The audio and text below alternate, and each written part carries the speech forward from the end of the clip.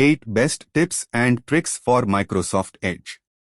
Install web apps. You can add web apps to Microsoft Edge that can be easily launched. This is very useful for websites that you usually visit. To do this, click the three dots in the top right corner of the browser and select Apps. Then, click the Install this site as an app button. Capture web pages. You can use the web capture feature to take screenshots of entire web pages or specific areas. To do this, click the three dots in the top right corner of the browser and select Web Capture. You can then choose to capture the entire page or a specific area. Organize content with collections. Collections let you save and organize web pages, images, and text. To create a collection, click the three dots in the top right corner of the browser and select Collections. Then, click the Start New Collection button. Generate QR codes. You can easily generate QR codes for any website link. To do this, type the link into the address bar and select the Generate QR Code button that appears on the right side.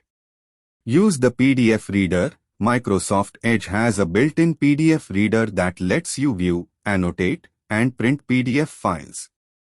To open a PDF file in Edge, simply drag and drop it into the browser window. Group tabs. You can group tabs together to keep them organized. To do this, hold down the Control key and click on the tabs you want to group. Then, right-click on any tab and select Add Tabs to the new group. Use vertical tabs. Vertical tabs are a feature that lets you view your tabs vertically instead of horizontally.